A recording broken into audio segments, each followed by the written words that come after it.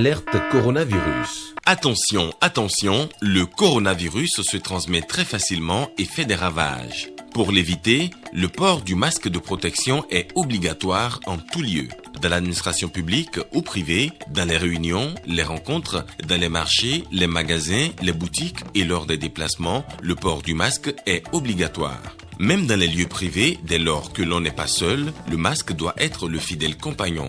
Mais attention, le port de masque de protection ne dispense nullement d'appliquer les autres mesures de prévention, notamment le lavage des mains à l'eau et au savon et l'observance de la distance de sécurité sanitaire d'au moins 1 mètre entre personnes. Enfin, s'abstenir de porter des gants en vue du lavage régulier des mains à l'eau et au savon ou de l'application de gel hydroalcoolique. Pour tout savoir sur l'épidémie du coronavirus au Bénin, rendez-vous sur le site web www.gouv.bj/coronavirus. Ceci est un message du gouvernement de la République du Bénin. Point de presse du ministre de la Communication, porte-parole du gouvernement ce mercredi. Alain Oronla a abordé plusieurs sujets d'actualité. Les détails dans ce 20h.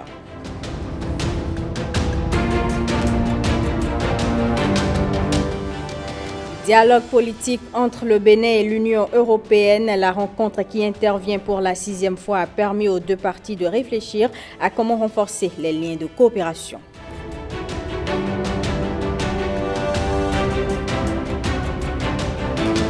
Ce 11 février, c'est la journée internationale des femmes et des filles de sciences, une occasion pour insister sur le rôle des femmes dans le domaine scientifique.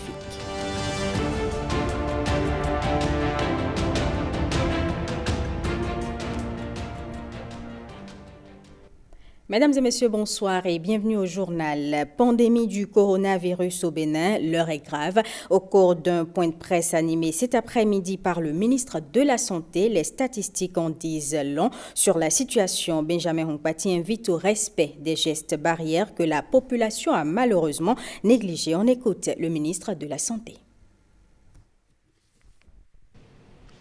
Cela fait bientôt 1 an que notre pays est confronté à la pandémie de la COVID-19.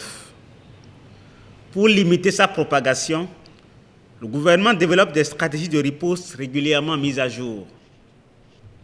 Depuis 6 semaines, à l'instar des autres pays de la sous-région et du monde, le Bénin est confronté à une recrudescence du nombre de cas dans un contexte d'apparition de variants plus contagieux.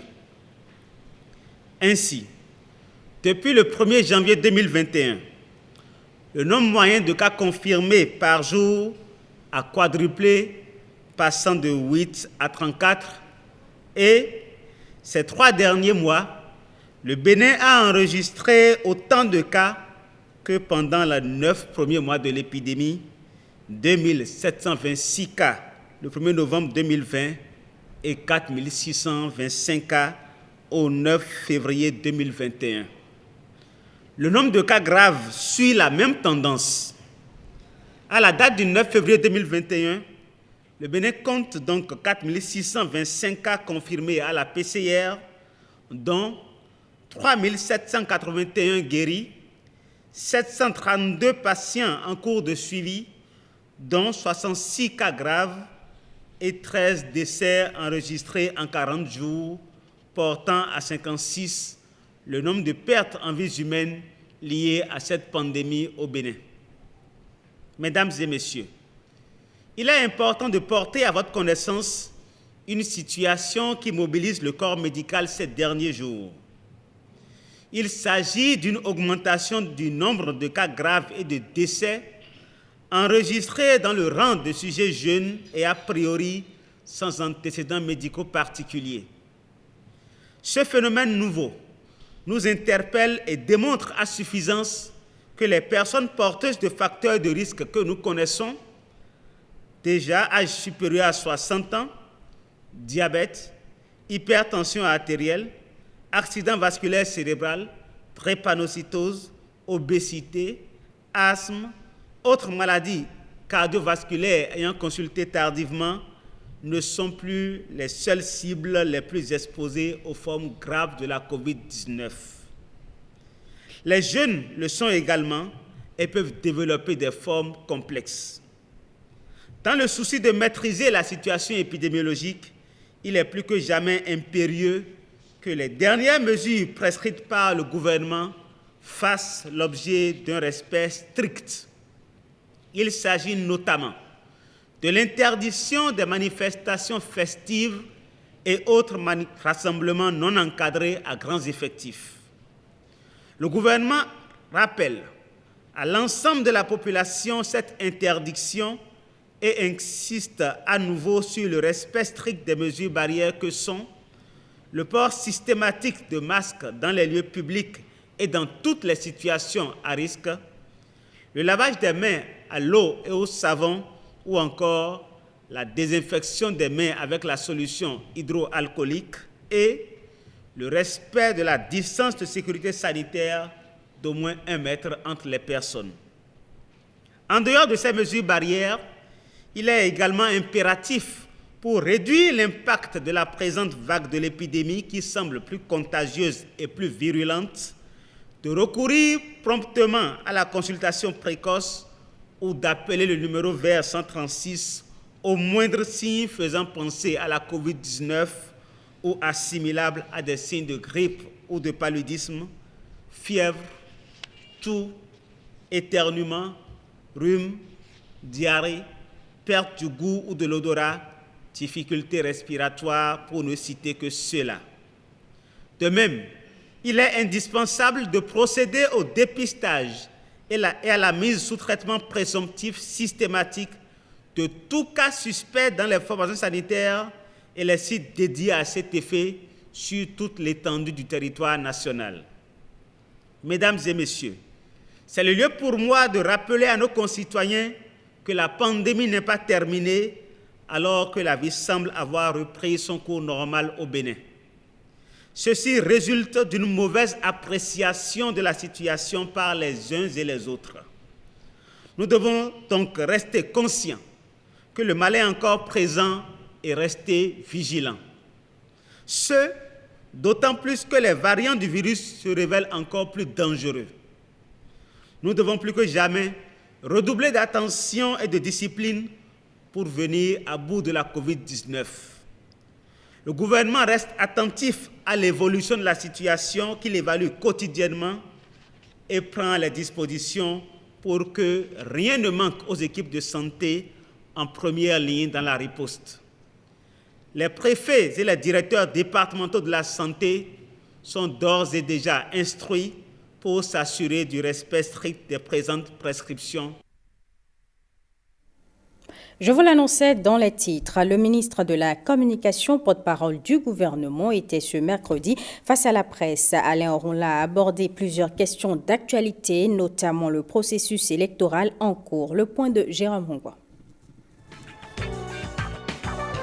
À l'entame de son point de presse ce 10 février, le porte-parole du gouvernement a regretté l'attaque dont a été victime Galiou Soglo et le souhait pour l'exécutif que toutes les personnes impliquées collaborent aux enquêtes. C'est d'abord la victime qui, Dieu merci, a échappé. Je vais parler de M. Galiou Soglo, de celui qui le conduisait, des éventuels témoins de cette agression, du médecin qui a prodigué les premiers soins à la victime, au patient, dans une clinique privée. Il est important que toutes ces personnes identifiées collaborent à l'enquête afin qu'il ne subsiste aucune zone d'ombre, puisque le gouvernement s'engage à ce que la lumière soit faite. Pour l'élection présidentielle de près de 200 candidatures, la réforme du système partisan a eu le mérite de limiter à une vingtaine de dossiers d'aspirants. C'est normal que les objectifs et les enjeux de cette réforme ne soient pas compris de tous dès le premier tour et qu'il faudra probablement, les années à venir, intensifier la communication, la sensibilisation pour que les Béninois, dans leur ensemble, comprennent que l'élection présidentielle est certes une fête, mais c'est aussi un moment solennel où chaque candidat a d'abord le devoir d'observer un grand respect vis-à-vis de ce peuple. Et que le fait de se présenter sous prétexte que c'est une fête ou que c'est ouvert à tout le monde, alors que l'on sait que sa candidature est fantaisiste, est d'abord un manque de courtoisie vis-à-vis des Béninois et de la démocratie dont nous faisons la promotion en permanence. Et pour ce scrutin qui s'annonce, le président Patrice Talon semble être plébiscité par une centaine de parrainages. Le président candidat n'a pas exigé et n'a pas requis 50 parrains. Il avait juste besoin de 16. Et s'il est plébiscité par les élus qui reconnaissent ses qualités de leader, la République ne peut que s'en trouver confortée. Par ailleurs, il n'est pas rare d'entendre par ces temps des propos menaçant à la paix de certains acteurs politiques. Ces acteurs politiques critiquent, dénoncent une réforme qu'ils voudraient cependant et pourtant appliquer à la carte. C'est ainsi qu'on ne peut pas comprendre que ces acteurs politiques aillent déposer leur dossier en duo, ce qui est une innovation de la réforme du système partisan, mais se refusent à accepter que l'élection se tiendra le 11 avril, ou bien considèrent qu'il n'y a pas lieu de remplir la question du parrainage. Vous voyez bien qu'il n'y a pas de cohérence, qu'il n'y a pas de logique, celle du désordre et celle du trouble que l'on voudrait semer dans un processus qui se déroule très bien et qui ira à son terme. C'est l'engagement de notre gouvernement qui, dans son rôle traditionnel, assure la sécurité des Béninois et renforce la sécurité dans le contexte particulier de l'élection majeure de notre République, à savoir l'élection présidentielle, nouveau format, puisque la Constitution a été révisée, il faut en tenir compte, et que nos compatriotes peuvent aller en toute quiétude voter, que la campagne se déroulera dans les meilleures conditions, puisque cette élection est placée sous le signe de la fête à l'occasion des scrutins majeurs dans notre pays, et que bien évidemment, si les acteurs politiques devraient récidiver dans des propos qui sont tenus et qui sont contre la République, qui sont contre la loi, les autorités judiciaires pourraient être saisies afin que tout rentre dans l'ordre. Autre aspect abordé, le regard de l'ancien président Boni sur la fin du mandat de son successeur. Notre ancien président est un ancien président, c'est une autorité morale dans le pays. Ce n'est pas une institution. Une institution, c'est le Parlement, une institution, c'est la Cour constitutionnelle, une institution, c'est la Sénat. Et dès lors que toutes ces institutions se sont accordées sur la légalité, la constitutionnalité de la révision intervenue, les autres interventions sont des commentaires qui peuvent être plus ou moins parasites, ou en tout cas superflus. Ce qui est constant, c'est que nous avons une constitution révisée qui propose un calendrier électoral auquel le président de la République, le gouvernement et surtout le président candidat se conforment. Ce calendrier commence par le dépôt des dossiers à une certaine date. Si toutes les grandes formations politiques et même les moins grandes, en tout cas celles qui ont appuyé des candidatures, se sont conformées à ce calendrier, il est superflu ou superfétatoire de vouloir discutailler sur les termes d'un mandat qui s'achève ou pas le 6 avril. Je voudrais par ailleurs rajouter que nous avons un président élu, c'est le président Patrice Talon, qui est en fin de mandat et qui est candidat pour un deuxième mandat. En l'absence d'un autre président, je ne vois pas l'intérêt de provoquer ce débat, puisqu'il n'y a pas de vide. Je crois que le président Yahi Boni et tous les autres candidats ou tous les autres acteurs politiques devraient contribuer à l'amélioration de la réforme et à l'enracinement de notre démocratie plutôt que de trouver des motifs de contrariété dans ce qui se fait et se fait bien et a été adopté par le peuple représenté par ce Parlement qui est représentatif de tout le peuple béninois. Intéressons-nous à présent à la conférence de presse du groupe parlementaire Union progressiste ce jeudi à Cotonou. Les députés UP ont donné de la voix suite à la sortie médiatique du bureau politique du parti Les Démocrates. Ils ont tenu à répondre aux diverses allégations véhiculées par le camp d'en face. Voici la substance de leur déclaration lue par l'honorable Augustin Renvoyebla. Il est au micro de l'ENAIC Agbazaou. Apprécions ensemble certains de leurs propos. Il est difficile à leurs militants et journalistes de se rendre aux activités de leur parti, disent-ils. Peuvent-ils citer le nom, ne serait-ce que d'un seul de leurs militants ou journalistes qui serait empêché d'aller à une de leurs réunions? Leur point de presse tenu hier sans accroc n'est-il pas un démenti à cette allégation gratuite et fallacieuse qui, en elle seule, vide de toute sa substance leurs propos? Des menaces réelles pèsent sur notre pays. Enlèvements ciblés, des arrestations sélectives, etc. Chers journalistes, quand on est en position de dirigeant politique avec la moralité et l'éthique nécessaires, et qu'on aspire à diriger, on n'avance pas des propos aussi graves sur son pays avec autant de légèreté. On a besoin d'avoir de la retenue et disposer de la preuve de ces allégations. Si l'objectif de cette sortie médiatique est de montrer que tous nos compatriotes qui répondent de leur forfait devant nos tribunaux sont poursuivis sans raison valable, si on est capable de faire le lien entre cette pédagogie et le recul de la corruption et du détournement des deniers publics, c'est qu'on manque de clairvoyance et d'honnêteté intellectuelle. Quatrième propos grave, gesticulation et de mépris des responsables de l'UP au sujet du parrainage.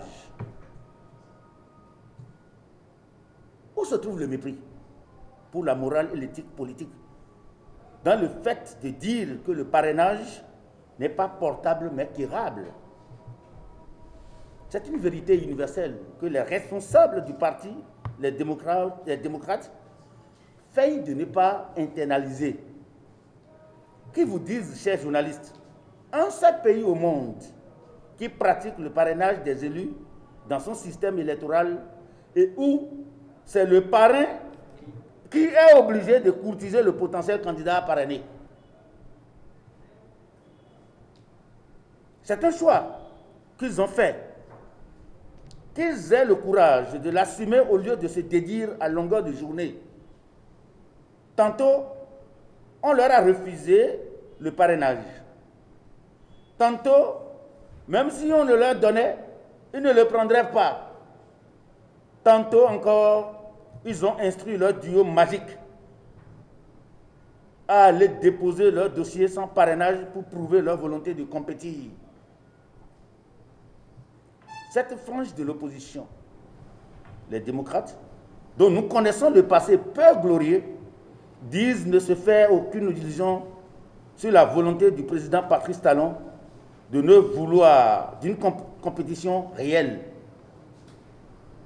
En faisant une telle affirmation, les démocrates sont conscients que personne ne les prendrait au sérieux, car le monde entier sait aujourd'hui que ce sont eux qui fuient la compétition, craignant une débâcle dans les urnes.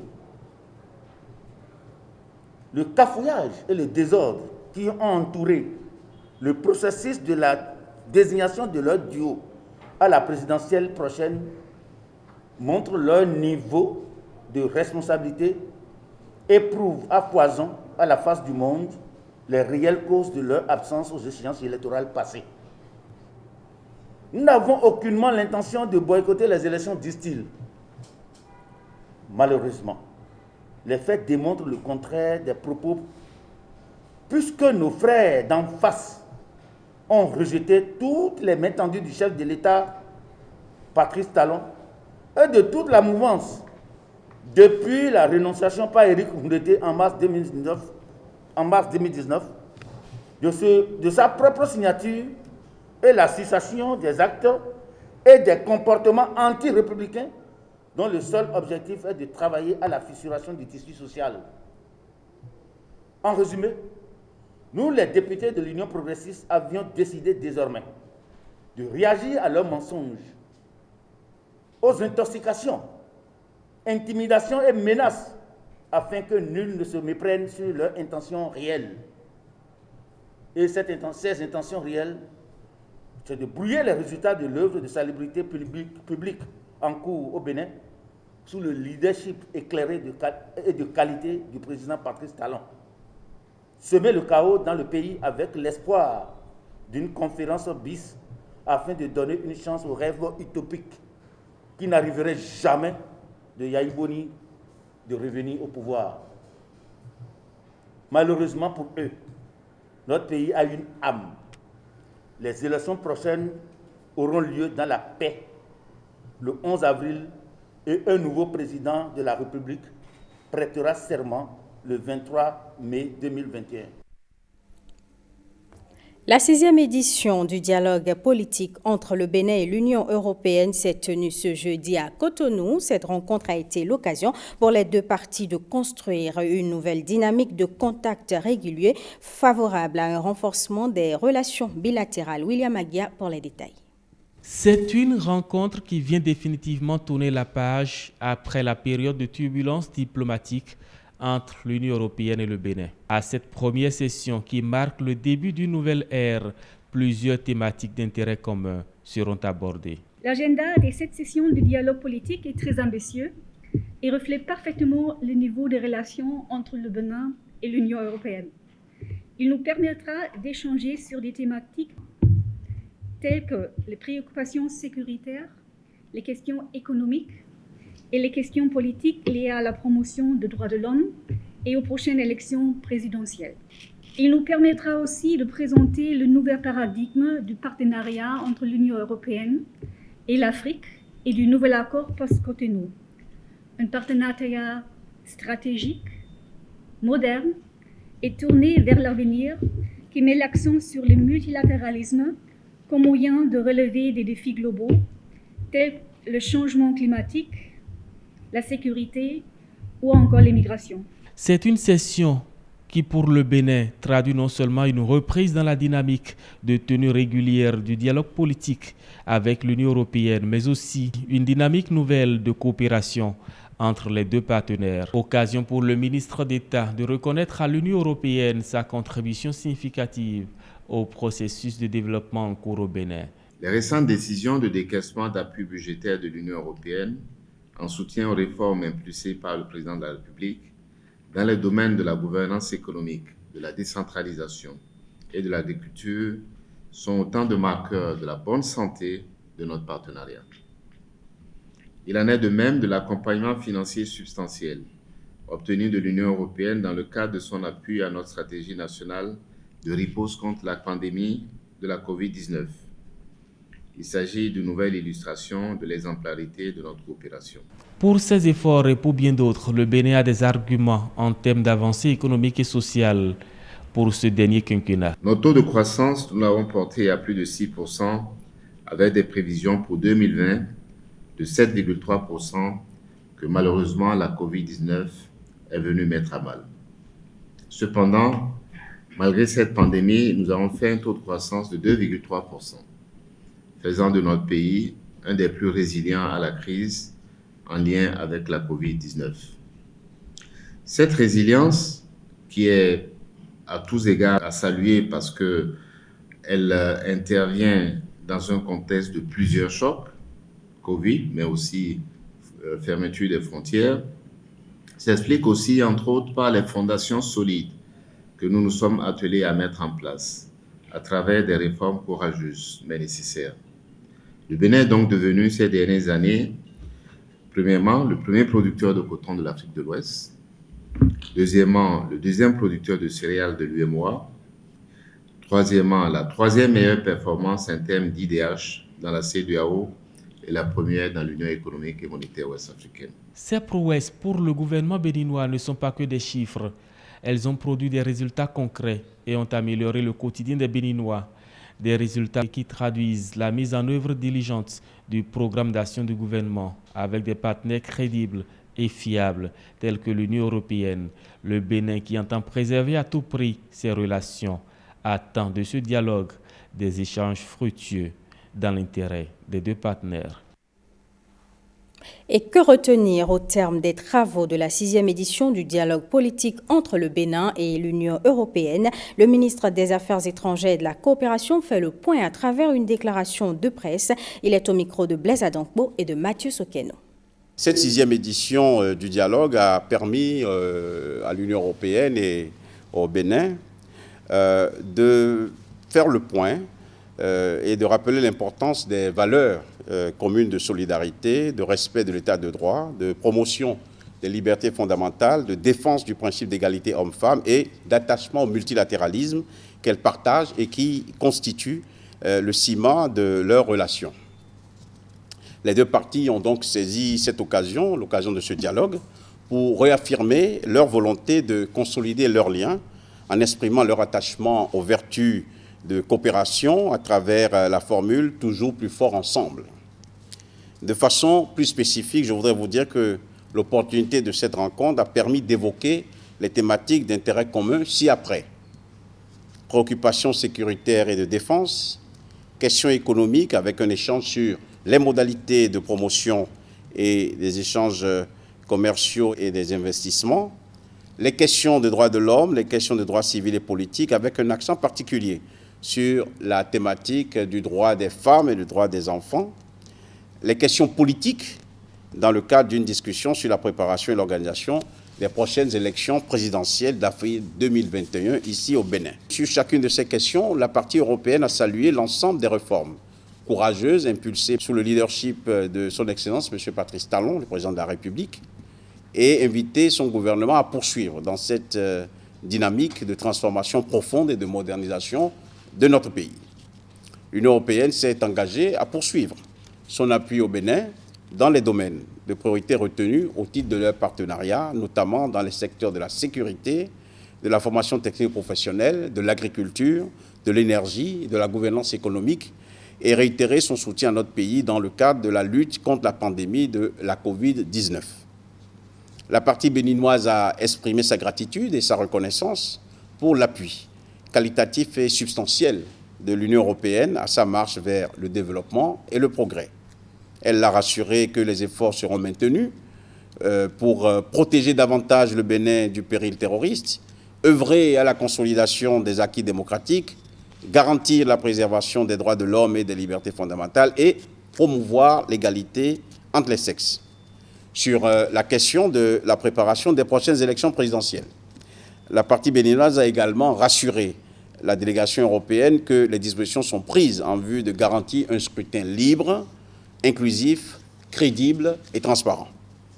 L'évocation au cours de cette réunion de la thématique d'intérêt relative aux tenants du partenariat Union européenne-Afrique a permis aux deux parties de renouveler leur volonté de partenariat dans les domaines de la transition verte et de l'accès à l'énergie, de la paix et de la gouvernance, de la transformation numérique, de la croissance durable et les emplois, ainsi que de la migration et de la mobilité.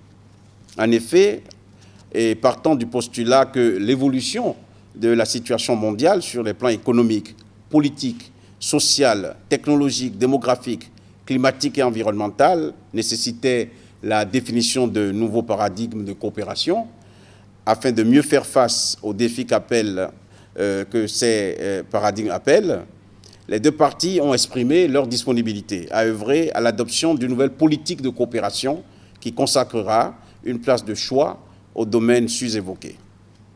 Elles ont ensemble exprimé leur enthousiasme dans la perspective de formalisation de cette nouvelle politique de partenariat envisagée pour être actée lors du prochain sommet des chefs d'État et de gouvernement Union européenne, Union africaine. Je vais dire en conclusion qu'au terme des travaux, les deux parties ont collectivement salué la qualité des discussions enrichissantes et constructives qu'elles ont eues et des conclusions auxquelles elles ont abouti et réitéré leur engagement constant à renforcer et à consolider leurs relations.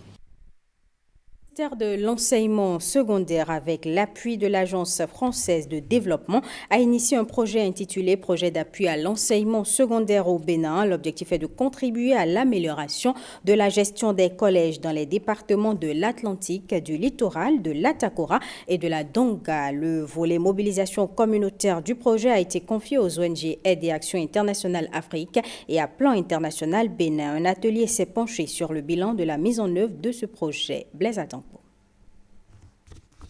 La composante 2 du projet d'appui à l'enseignement secondaire au Bénin s'est déroulée autour de l'élaboration de projets d'établissement scolaire et des contrats de performance. Dans le cadre de ce programme, les chefs d'établissement ont reçu des lettres de mission le 9 octobre 2019. Le projet est en fin d'exécution et il est nécessaire de faire un bilan. C'est donc à cet exercice que nous convie Aide et Action internationale et Plan international Bénin. Cet atelier bilan de la mise en œuvre du volet mobilisation sociale du PASB nous donne l'occasion de capitaliser nos acquis, de tirer les leçons de nos erreurs, d'analyser les contraintes éventuelles qui n'ont peut-être pas permis d'atteindre des résultats escomptés. Parlant de résultats, les ONG et acteurs impliqués dans la mise en œuvre du projet peuvent se féliciter pour avoir atteint les objectifs dans les départements bénéficiaires. L'expérience a duré 18 mois. 18 mois avec 261 collèges d'enseignement général des départements de l'Atlantique, du littoral, de l'Atakora et de la Donga, dont 114 établissements secondaires des 9 communes des départements de l'Atlantique et du littoral pour le compte de Aide et Action internationale. Et 147 établissements secondaires des 13 communes des départements de l'Atakora et de la Donga pour le compte de Plan international Bénin. Main dans la main, avec les chefs d'établissement, services déconcentrés de l'État, l'institutionnel, Plan international Bénin, l'ONG Racine et Aide et Action internationale, nous y sommes parvenus grâce au concours de tous. En particulier, dans le département de l'Atlantique et du littoral, l'intervention de l'ONG internationale Aide et Action a permis de toucher 121 851 apprenants, dont 59 911 filles, avec la mise en place de 114 équipes vie scolaires, 114 gouvernements scolaires, 86 cercles de réflexion des femmes. Elle a permis d'élaborer 113 projets d'établissement et 113 contrats de performance. Et je vous dis, c'est énorme, c'est important et salvateur pour notre système éducatif. Cet atelier d'évaluation des contrats de performance des établissements d'enseignement secondaire général va également se dérouler dans les communes d'Alada, de Ouida et d'Abomey-Calavi. Je vous l'annonçais dans les titres. La Journée internationale des femmes et des filles de sciences est célébrée le 11 février de chaque année. C'est un événement qui met l'accent sur le rôle des femmes dans les domaines scientifiques. Lénaï Kagwazao s'est intéressée au sujet. Adoptée par l'Assemblée générale des Nations unies, la Journée internationale des femmes et des filles de sciences a pour but de promouvoir l'accès et la participation pleine et équitable des femmes et des filles à la science. Cette journée permet de rappeler que les femmes et les filles jouent un rôle essentiel dans la communauté scientifique et technologique et que leur participation doit être renforcée. Au Bénin, par exemple, plusieurs femmes s'illustrent positivement dans l'univers de la science et de la technologie. Ce n'est pas tabou, les TIC. Il suffit d'avoir la volonté de se décider, de chercher à comprendre ce qui se passe dans ce secteur-là aussi, d'être forte, ne pas avoir peur des obstacles. C'est vrai que on pressent les télécoms comme un métier d'homme. La preuve, quand j'étais à l'école, j'étais la seule fille parmi 10. Quand j'étais en stage, j'étais la seule fille parmi près d'une cinquantaine d'hommes. Aujourd'hui, je suis la seule femme parmi les hommes. C'est un choix qui a été fait par défi. Un défi personnel et un défi par rapport à la gente féminine pour restaurer l'image ou pour améliorer ou pour changer l'image qu'on a de la gente féminine en disant voilà, tel métier c'est pour les hommes, tel autre c'est pour les femmes. Moi j'ai voulu défier cette tendance en choisissant l'éthique. Dans le secteur de la santé, elle se démarque aussi avec des innovations qui allient médecine et digital. Lesquelles innovations sont une contribution à la lutte anti-Covid. Alors, Go Médical, c'est une application e-santé que j'ai la chance de diriger. C'est une application faite par les Béninois pour les Béninois. C'est vraiment de rapprocher le patient du médecin, permettre au patient de trouver assez rapidement un médecin dans sa zone pour pouvoir s'y rendre. Covid oblige. C'est permettre aux citoyens de pouvoir parler avec un médecin en ligne sans avoir à se déplacer. Donc c'est un peu ça, Go Médical. C'est une application pour le patient, une application pour le médecin qui reçoit ses rendez-vous, mais également une application pour le centre de santé qui peut gérer tous les employés. Quand je parle d'employés, je parle de médecins, secrétaire médical, etc.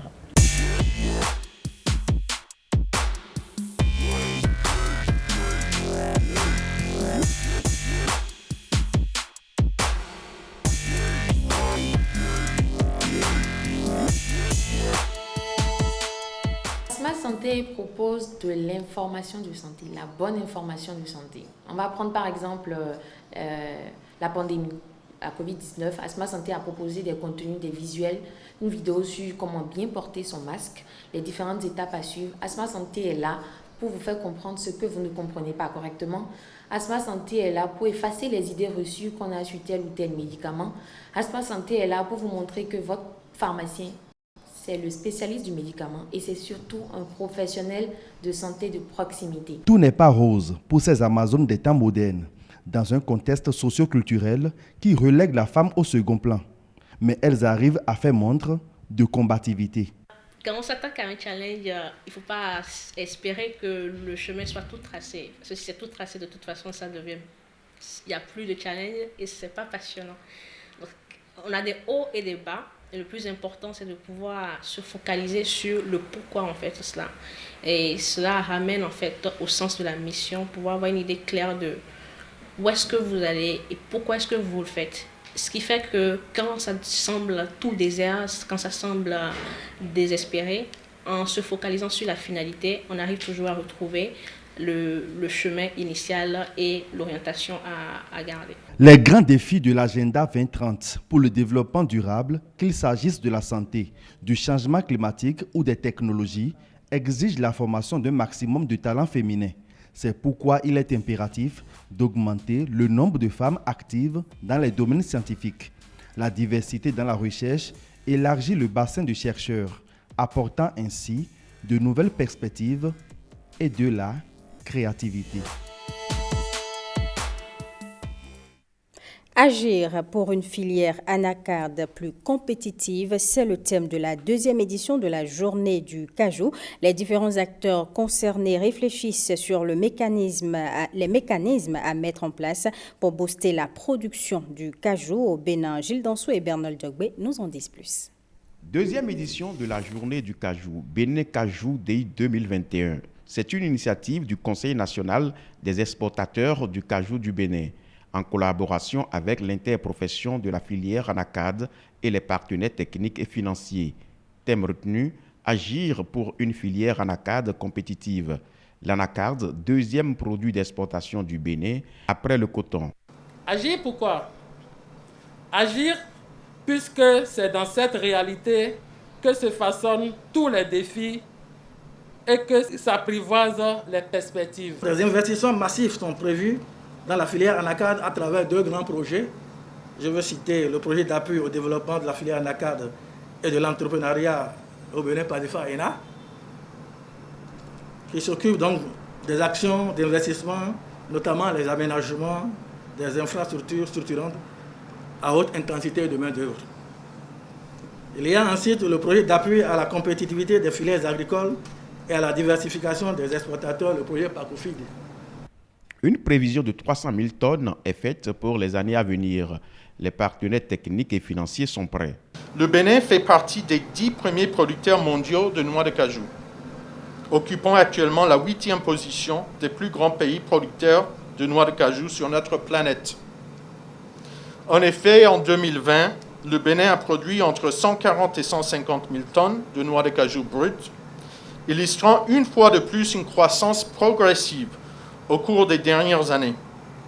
Environ 200 000 familles béninoises vivent de la noix de cajou, qui constitue aujourd'hui le deuxième produit d'exportation du Bénin après le coton.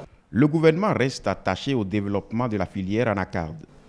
Il est un fait indéniable que les petits producteurs non organisés qui se retrouvent en position de faiblesse vis-à-vis des commerçants et des transformateurs choisissent comme option, et ce, pour ne pas aller en rang dispersé, de se constituer en groupement afin de réguler le marché dans un intérêt commun et grâce à la vente groupée. Même vision pour le ministère du Commerce. Le gouvernement du Bénin a fait de la filière anacarde une filière prioritaire dans son programme d'action. Cette option s'est traduite par l'ensemble des actions entreprises par nos différentes structures au profit de la filière. Au Bénin, la capacité installée des usines est de 50 800 tonnes de noix de cajou, soit plus du tiers de la production nationale. La cérémonie de distinction des meilleurs acteurs de la chaîne de valeur anacarde constitue un autre temps fort de cette journée du cajou.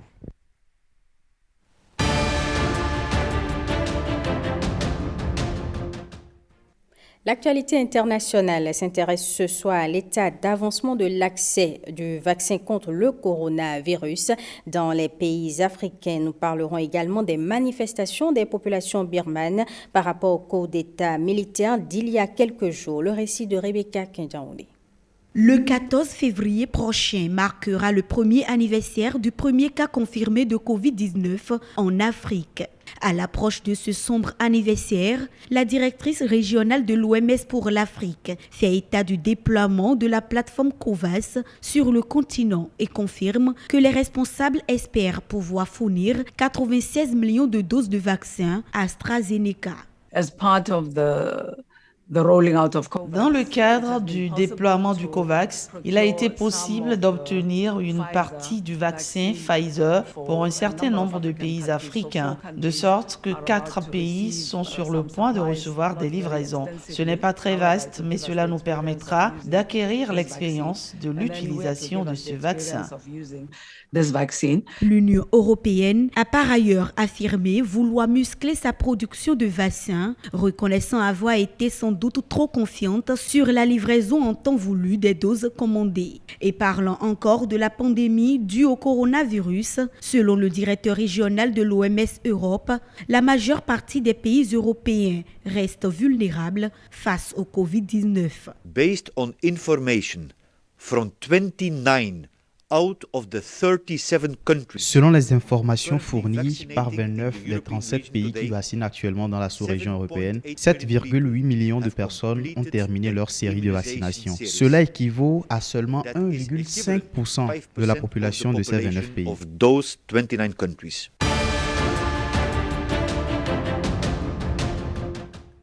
En Birmanie, 1er février 2021, l'armée birmane menait un coup d'État militaire et arrache le pouvoir à celui qui était encore président de la République de l'Union de Birmanie, Win Myint. Le pouvoir a été transféré au chef de l'armée qui proclame l'état d'urgence pour 1 an et dissout par la même occasion le Parlement. Quelques jours après ce coup d'État, des manifestations se tiennent dans la capitale pour dénoncer ce coup d'État militaire. Parmi ces manifestants, des employés de la Banque centrale birmane. Ils exigent la libération des personnes détenues, la fin de la dictature et l'abolition de la Constitution de 2008 qui serait très favorable à l'armée. Des centaines de manifestants anti-coup d'État se sont rassemblés également devant l'ambassade de Chine à Rangoon, accusant Pékin de soutenir la junte. Des rumeurs selon lesquelles la Chine enverrait des conseillers techniques et du matériel pour aider à réprimer les manifestations se sont répandues sur les médias sociaux ces derniers jours. Je suis birman d'origine chinoise et j'adore la Birmanie. Je voulais dire aux Chinois de ne pas s'ingérer dans les affaires de notre pays. Nous sommes fâchés de ne pas pouvoir fêter le Nouvel An chinois. Nous manifestons devant l'ambassade de Chine au lieu de célébrer le Nouvel An à la maison. Je veux dire au gouvernement chinois, s'il vous plaît, tenez-vous à l'écart de la Birmanie.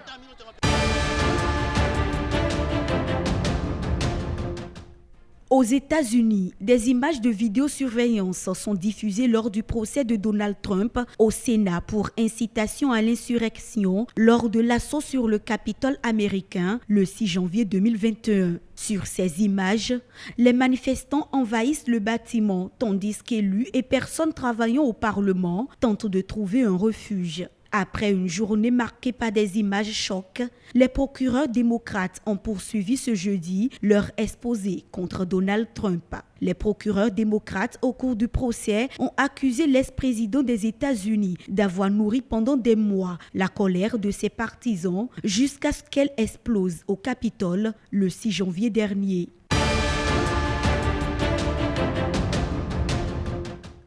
Pour finir, au Japon, le président du comité d'organisation des Jeux olympiques de Tokyo 2020 s'apprête à démissionner suite au tollé provoqué au Japon et à l'étranger par des propos sexistes tenus la semaine dernière. Le patron de Tokyo 2020, un ancien premier ministre japonais connu pour ses dérapages verbaux, avait déclaré la semaine dernière que les femmes ont des difficultés à parler de manière concise, ce qui est embêtant. Il s'était excusé maladroitement le lendemain, mais une avalanche de critiques avait suivi au Japon et à l'étranger. Même des sponsors des JO habituellement discrets étaient montés au créneau, affirmant eux aussi que les remarques du président Mori étaient contraires à l'esprit olympique.